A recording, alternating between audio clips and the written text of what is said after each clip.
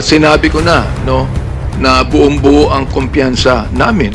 Ako, for example, na legal, makatarungan at naaayon sa konstitusyon ang proseso ng impeachment. Hindi na po dapat i-delay ito.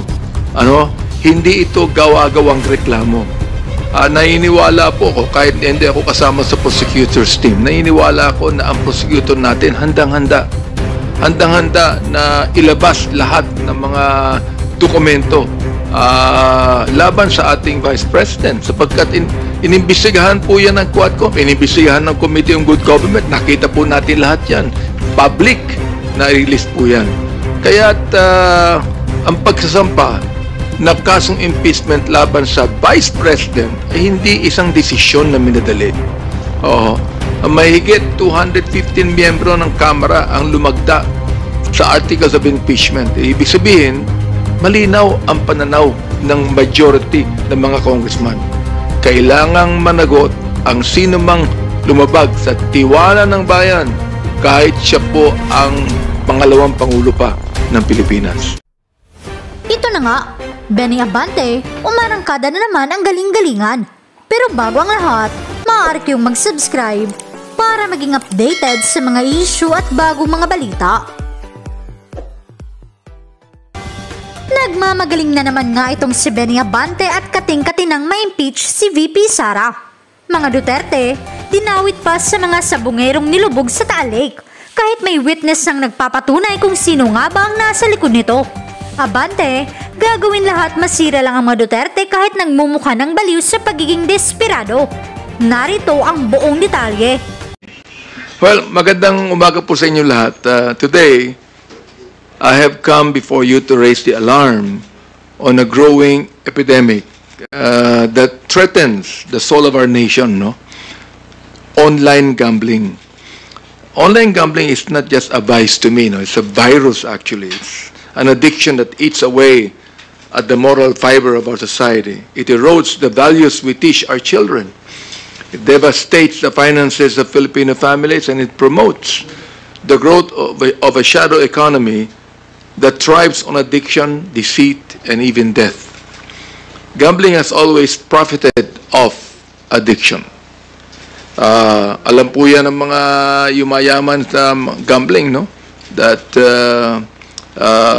tinatawag nating they capitalize on the addictive nature of gambling. And today, it is worse because it has gone digital, viral, and global. There is nowhere a gambling addict can go to resist temptation, because an addict cannot avoid casinos or cockpits if these are in the palms of their hands. Marami nagsasabi, kailangan natin ito dahil napakalaki ng pondo ang nakukuha ng gobyerno sa industriyang ito. Ay may nabanggit sa akin na 50 billion daw, no? At least last year. And the profits government earns from this industry, they say, funds healthcare, infrastructure, and other government programs. Sinabi rin po ng PAGCOR na tumutulong din sila sa pagpagawa ng about 1,500 school rooms, no? Ng DepEd. But no amount of government revenue can justify the human cost of this evil pastime. We cannot continue to build schools or roads with money soaked in the blood of fathers who have lost their savings, or of children who have gambled away their futures. We should not heal our citizens with resources generated from an industry that harms our kababayan. With this in mind today, I filed the Anti-Online and Anti-Offsite Gambling Act of 2015. This bill seeks to outlaw all forms of online gambling and offsite betting, including isabong. It aims to dismantle a system that profits off addiction, exploits our youth through mobile apps and digital wallets, and leads to crimes as horrifying as murder. Because make no mistake, what we are dealing with here is not just about gambling. It is about killing and murder. That is why I am also filing a House resolution calling for a full congressional investigation into the fate of the missing Sabongeros, Filipinos who disappeared between 2021 and 2022, many of whom, according to a whistleblower, were abducted, killed, and dumped into Taal Lake on the orders of a powerful e-sabong operators. Now, this is a modern-day horror story. You can no longer call this a harmless vice when it ends with bodies dumped in our lakes and families mourning the loss of their loved ones. Ang nakataya po dito ay hindi lang pera. Ang nakataya dito ang kaluluwa ng ating mga kababayan. Ang sinusugal natin ay ang kinabukasan ng kabataan. You simply cannot put a price tag on either. As it is written in the Holy Book, in 1 Timothy 6:10, for the love of money is the root of all evil, which while some coveted after, they have erred from the faith and pierced themselves through with many sorrows. Let us act before more lives are ruined, before more families are destroyed, and before we lose an entire generation to this digital plague. So before I wrap up my opening statement, I also would like to take this opportunity to address the recent resolution of the Supreme Court regarding the impeachment petitions filed against Vice President Sara Duterte. To me, we have full confidence that the impeachment process undertaken by the House was legal, fair, and fully consistent with the Constitution. This was not a baseless complaint. It was the result of extensive investigation and evidence that cannot simply be ignored. Nagsimula po ito sa Quadcom, pinagpatuloy po namin sa Committee on Good Government. The decision to file impeachment charges was not rushed. Hindi po minadali ito. So over 215 members of the House signed the articles of impeachment, a clear reflection of the majority's belief that any official, even a vice president, must be held accountable if they violate the public's trust. And this is not about politics. This is about accountability.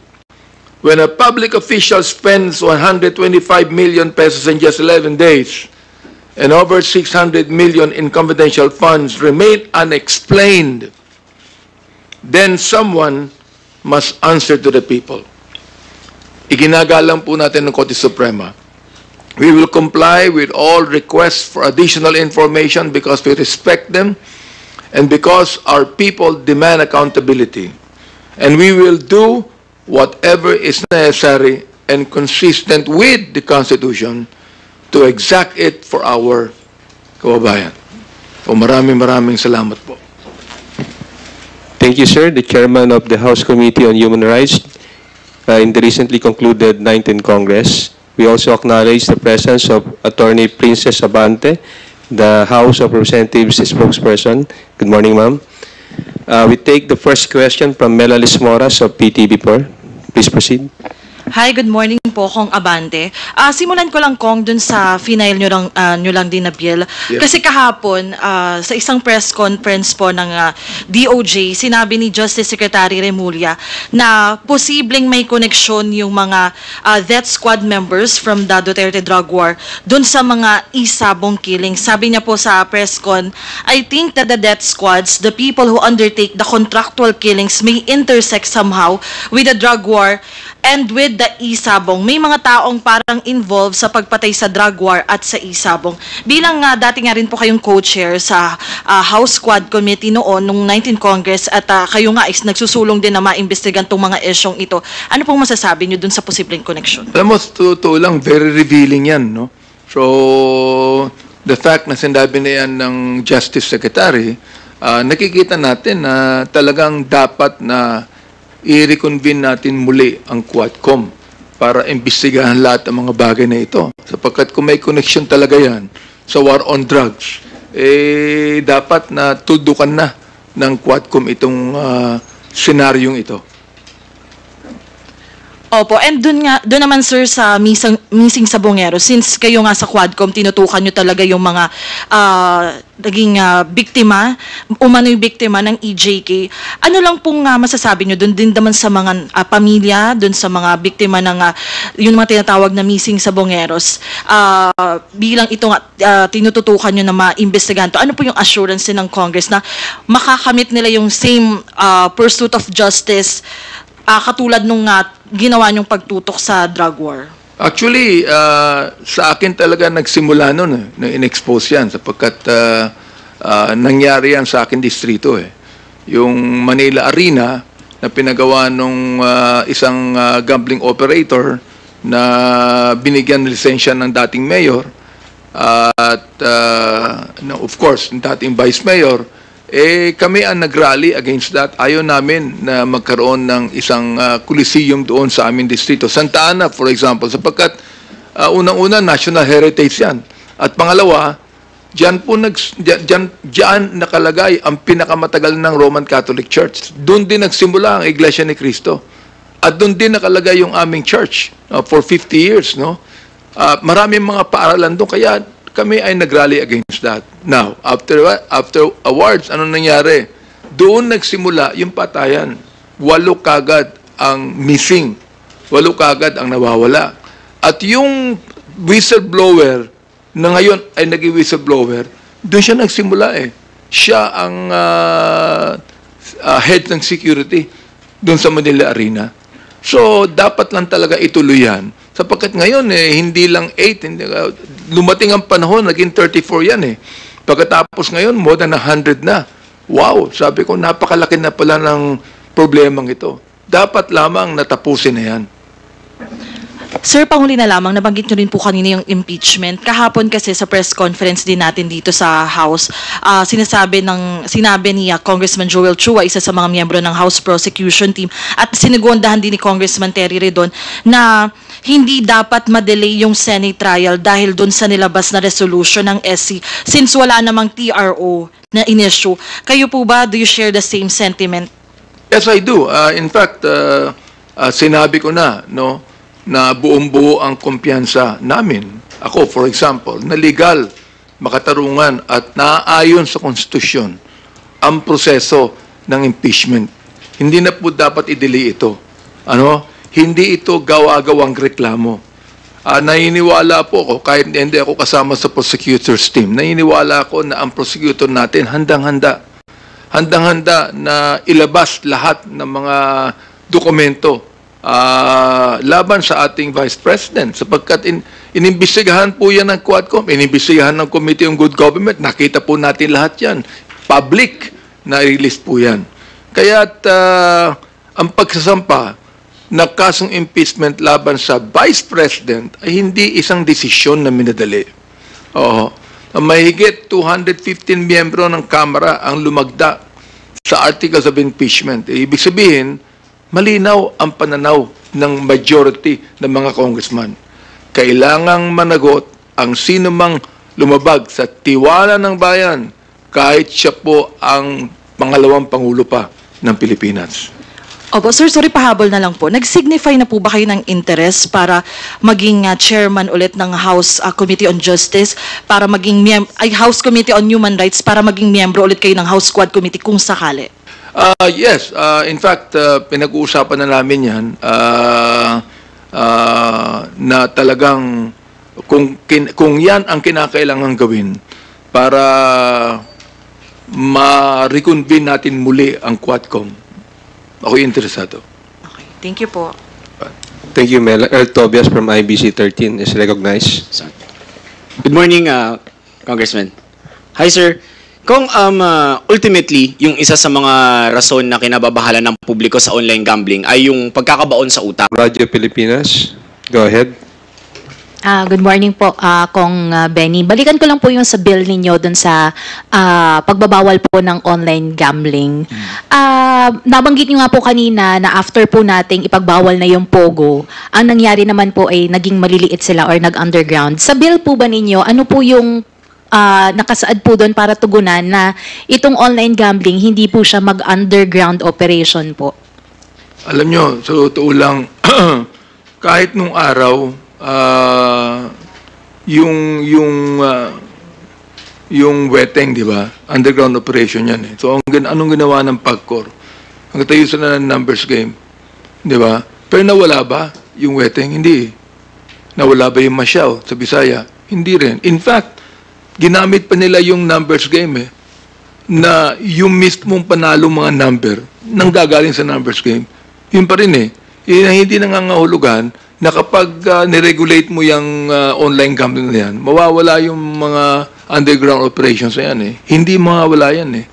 Hindi mawawala yan. Nandun pa rin yan eh. So, let's totally ban it and then let the Philippine National Police do their job in actually hanapin nila yung mga underground operators na yan. Makikita naman nila yan eh.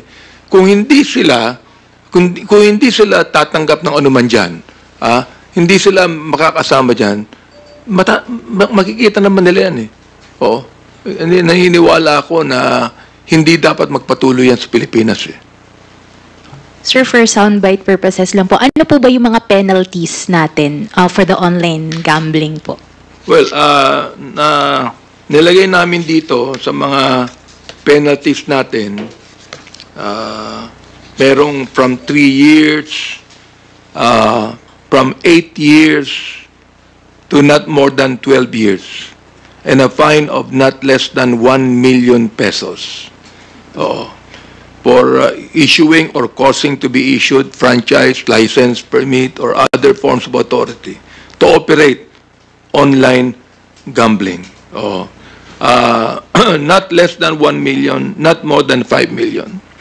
Doon naman sa pag-create, operating, or maintaining online or off-site betting operations, mobile applications, or website for online gambling, and online or offset placing, receiving, or transmitting of bets or wagers in contests, sporting events, or game of chance streamed or broadcasted live from the place where such contest, sporting events, or game of chance is being held, shall be punished by imprisonment of not less than 5 years, nor more than 8 years, and a fine of less than 700,000 pesos, nor more than 1 million pesos. Discretion of the court na yan. Sir, last na po on my end, yung ating pong mga e-wallet platforms, ano po yung magiging parang way po doon sa bill para hindi na po sila maikonekta po sa mga gambling? Or meron din po ba silang magiging liability kung sakali po? Sino po magre-regulate dito sa mga e-wallet platforms po na ito? So ito lang, to tell you very frankly, no, ako, kasi hindi ako nang susugal, kaya hindi ko alam ang ibig sabihin ng mga ganun. Pero palagay ko, nabanggit na namin yan dito sa bill na ipapile namin, yung mga e-wallet platforms na yan, whatever it is, no. Meron din sila mga penalties dyan. Thank you, Kat. Next questions will come from Marian Enriquez of TV5. Good morning, sir. Sir, may renewed push po for charter change. Si Congressman Pido Garbin kanina naghain po nung resolution of both houses number 1. And doon nga po, no, aside doon sa last year na ipinasa na po dito sa House, yung 3 restrictive economic provisions, gusto rin po niya sana i-amend yung sa Article 1, yung sa national territory para ma-include na nga rin po doon yung EEZ natin and yung continental shelf para mas ma-reinforce daw yung country's arbitral victory po sa West Philippine Sea.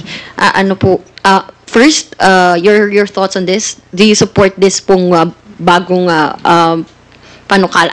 resolution both houses para sa Chacha? In fact, kung pwede ko maging principal author pa ako dyan, because I've always supported charter change, no?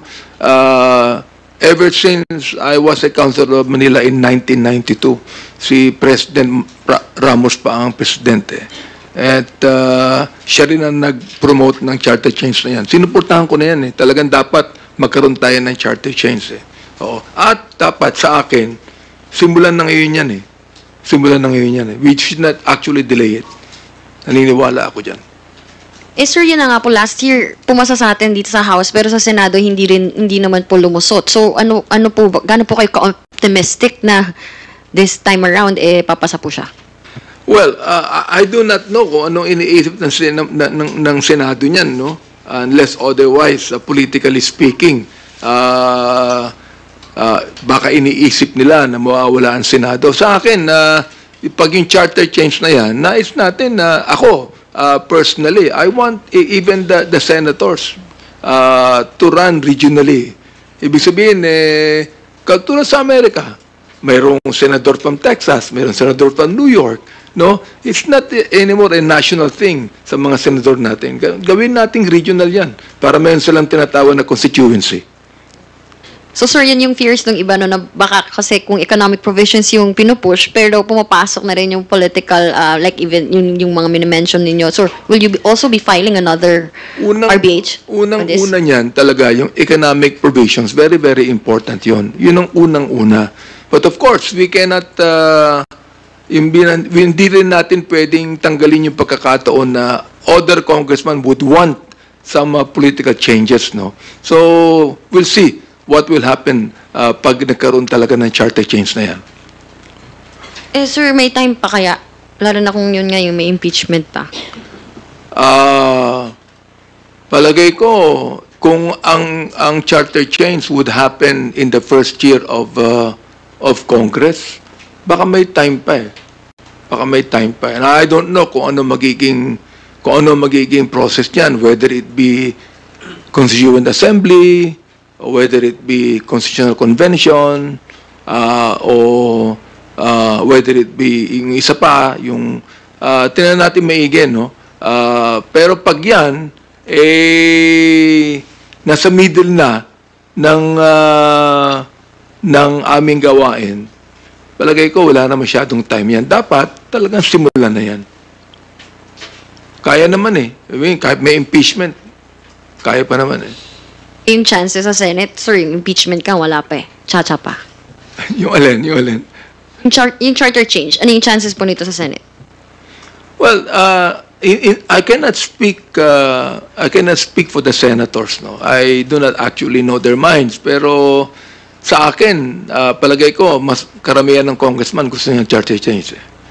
So, I just do not know what is in the mind of the senators on that on the thing right now, no. Mas gusto ng senators yung impeachment ay yung chacha kesa? Well, bakit, di ba? I mean, yeah, hindi naman nila pwedeng i-dismiss yung impeachment eh. I believe that the impeachment process, according to our Constitution, must go on. They just cannot they just cannot dismiss it, no. Even Senator Ping Lacson even said that na hindi pwedeng i-dismiss ang impeachment process ng Senado. Oo. Thank you, Marian. We now recognize Billy Vegas from Abante Politico. Kung ihabol ko lang, total marami nang naitanong. Tumaas din po yung trust rating ng House. Nakapagtala sila ng majority, 57%. Hingi lang po na reaction. Nakakatuwa. Natutuwa ako doon, no? Ibig sabihin, talaga nakikita natin na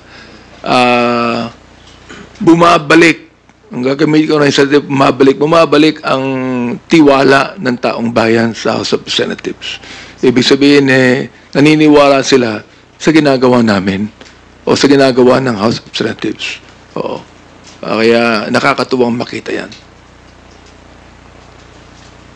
Thank you, Billy. Red Mendoza from Manila Times for today's last question. Kong, good afternoon. Medyo marami akong tanong. Oo nga. Kong, first of all, kamusta relationship ninyo with Mayor Isko Moreno? Kasi of course, obviously, kayo ay nasa kabilang partido and si Mayor Isko ay gumagawa ng mga ways to clean Manila. And he had the threat na kung yung mga ibang mga kalaban doon sa politika,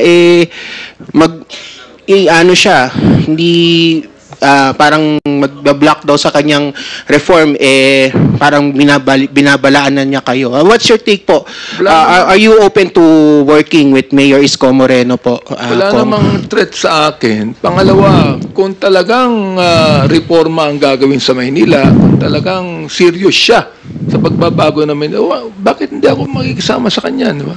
I mean, personally speaking, wala naman akong maaaring masabing masama kay Mayor Isko Moreno. The fact that he is now the mayor of Manila, talagang tungkulin lamang niya na kung kinakailan linisin ng Manila, linisin niya. And I would like him to know na when it comes to cleaning up Manila, I'll be supporting that. Kahit po may mga, kasi may mga balita po na may mga barangay hall daw po sa mga mga gilid-gilid ng kalsada at binabaklas niya. Or kayo po ba, baka may mga barangay hall po kayo na pinatayo or kayo anything to... Basta't walang politics ang input dito. Walang politics, okay lang yan sa akin. No, kung halimbawa, may pinagawa ako dyan, andun talaga sa tawag doon sa bangketa. Well, okay. Pero kinakailangan, hindi mga kasama mga chairman, pag meron din na sa bangketa, gibayin din. Walang sacred cows dito. Walang politics dito. Second po, kasi po you said nga po that you're open to reviving the Quadcom po ulit. Of course, sa iba po supportive po yung iba sa Quadcom po ulit. I mean, mabubuhay na naman po yung kanilang habit po of watching the hearings po live on social media. Pero sa iba po parang yung iba po parang medyo nagsasawa na po, naiinis na po. I mean hindi naman po lahat natutuwa sa telenovela ng Quadcom. What's your take po doon sa ibang nagki-criticize na parang Quadcom na naman ulit, wala na bang ibang pwedeng gawin ang House na mga investigasyon po, Kong? Totoo lang, wala na akong magagawa dun sa nag-criticize eh. Talagang, I mean, many of them, marami pa yun akong basher eh. Pero I don't actually care. I mean, basta't gagawin namin ang dapat namin gawin. Oo. Hindi kami pwedeng, porque nag-bash ka sa amin o nagalit ka o kung anong sasabihin mo, hihinto na namin yan. As long as we are doing our part, we're doing our job, we will continue to do our job. Last na lang po on my end. Bali-balita po na sinamon do na parang inutos daw po ni Senator Amy Marcos na imbestigahan ng pagkamatay ni Rustan Ser, Paulo Tanto, kasi there could be an involvement. There could be or there could not be an involvement between the First Lady, Liza Araneta Marcos. Of course, you know po na medyo na yun nga po, nasabi nga po na sa LA County Court na cocaine daw po, accidental cocaine overdose ang kinamatay ni Tantoco. And of course, isa nga po sa inyong mga fras ay anti-drugs. So, what's your take po dito sa gagawing investigasyon ni Senator Amy Marcos against dun sa pagkamatay ni Tantoco and the possibility na baka ma-involve ang First Lady?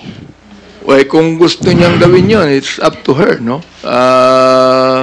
If that is what she wants to do. Oo. Pero mas palagay ko, mas maganda kung makakatulong siya sa kanyang kapatid sa development ng bansa natin. Last na lang po. Sorry, last. Kasi sinabi ni Yusek Ruth Casti, OVP spokesperson Ruth Castelo, na wala naman daw pong naging problema sa COA report ng Office of the Vice President. Of course, sinabi po ni Yusek Castelo ito kasi nga they believe that the Office of the Vice President presented their financial statements fairly. Of course, sinasabi ng iba na porket may unmodified opinion, hindi naman ibig sabihin na maganda yung financial record nila. What's your take po doon? When we were investigating the Vice President's Committee on Good Government, nakita namin mayroong problema eh. You know, we're not against, we will not in any way hinder the COA to be the one to audit. Yun ang gawain nila eh. Pero gawain din natin, naimbestigahan natin ang nangyari. Alright. Bakit pa nagkaroon ng oversight committee ng Kongreso if we could not be able to investigate? The fact is this, no, we have an oversight committee. Why? Because Congress has the power of the purse. Kami ang nagbibigay ng budget. Kami nag-approve ng budget on our part. Dapat lamang na gawin namin ang tungkulin namin according to the mandate given to us by the people. Thank you, Red. Before we conclude this press conference, sir, we invite you to give your few closing words. Well, sa akin lang, unang-una, I think it is high time for us to address the issue of online gambling. I hope that our people would realize na itong online and off-site gambling na ito, talagang nakakasira ito. Hindi lamang sa ating mga kababayan, sa reputasyon natin eh. Oo. Marami tayong mga bansa na walang gambling pero mahiyaman sila eh. So, yung bang inaakala ng iba, kapag tinanggal mo yung online off-site gambling, eh maghihirap ang Pilipinas. My goodness, marami ng pagkakataon na marami na tayong mga kahirapan sa bansa natin, hindi nawawala eh. Gambling cannot solve that. Gambling cannot solve that. So, dapat lamang na talagang tuldukan na natin itong online gambling na ito. Thank you.